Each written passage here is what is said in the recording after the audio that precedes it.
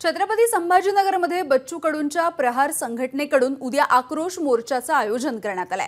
आमदार बच्चू कडू हे सध्या छत्रपती संभाजीनगरकडे रवाना झालेले आहेत। गडचिरोली ते रत्नागिरीपर्यंत या आक्रोश मोर्चाचं आयोजन करण्यात आलंय। मोठ्या संख्येने या सगळ्याच जिल्ह्यांमधून कार्यकर्ते या मोर्चामध्ये सहभागी होतील। प्रहारच्या आक्रोश मोर्चाच्या दरम्यान बच्चू कडू नेमकं काय बोलणार, काय भूमिका मांडणार याकडे सुद्धा लक्ष आहे।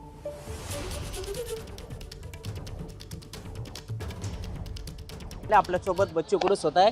परवानगी नाकारली, आता पुढची भूमिका काय? पोलिसांनी असं धाडस करू नये। आम्ही अतिशय शांततेनं आणि शिस्तीनं मोर्चा काढणार आहोत आणि तो शेतकरी शेतमजुरांचा मोर्चा आहे, तो कुठल्या जाती धर्माच्या विरोधातला नाही आहे। त्याच्यामुळं असं धाडस पोलिसांनी करू नये, त्यांना विनंती आहे। जर त्यांनी चुकीचं धाडस केलं तर प्रहार स्टाईलनं आम्ही तो मोर्चा काढू। अजून कोणती ताकद नाही, आमचा मोर्चा कोणी थांबल म्हणून। कुठून सगळे शेतकरी शेतमजूर दिव्यांग बांधव येत आहेत? पूर्ण महाराष्ट्रभर, रत्नागिरी ते गडचिरोलीपासून सगळे लोक, मला वाटते बऱ्यापैकी 25% लोक तर पोहोचले पण आहे आणि 2.5 ते 3 लाखाच्या वर मोर्चाची संख्या जाईल। आता काय अल्टिमेटम राहील सरकारला तुमचं? उद्या आम्ही सरकारसमोर निवेदन आयुक्ताच्या मार्फत देणार आहोत आणि त्याला काही मुदत देऊ, उद्या त्या बाबत निर्णय घेऊ। आणि आजही शेतकऱ्याच्या आत्महत्या वाढत चालल्या, मजुरांच्या, युवकांच्या आत्महत्या आहे। युवकांसाठी चांगलं धोरण नाही, धोरण आलं तर त्याला बजेट नाही।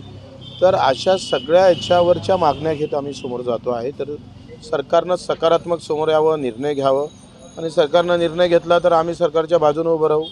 आमचाही मतदारसंघ आम्ही युतीला देऊ, तिथं युतीचा आमदार निवडून आणू। जर मुद्द्यासोबत सहमत झालं नाही आणि त्यांनी मागण्या पूर्ण केल्या नाही तर मग लढा प्रहारसोबत आहे, शेतकरी शेतमजुरांसोबत आहे। त्याचे व्यवस्थित कशा पद्धतीनं कलाटणी द्यायची ते आम्ही पाहू। आंदोलन होणार म्हणजे होणार अशी प्रतिक्रिया दिली। अमोल प्रणय निर्वाण, एबीपी माझा, अमरावती। एबीपी माझा, उघडा डोळे बघा नीट।